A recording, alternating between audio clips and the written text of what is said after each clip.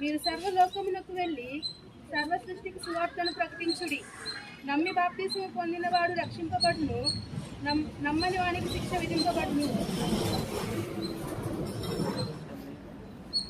దేవుని నామానికి మహిమ కలుగును గాక. ప్రభు స్వార్థ ప్రకటించమన్నాడు.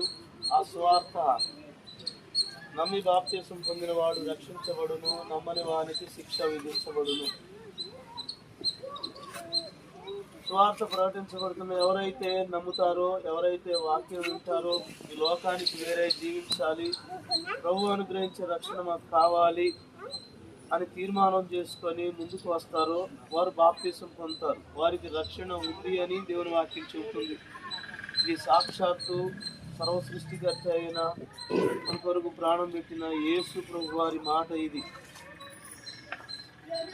నమ్మి బాప్తిసం పొందిన వాడు రక్షణ పొందును. ఈ లోకానికి వేరే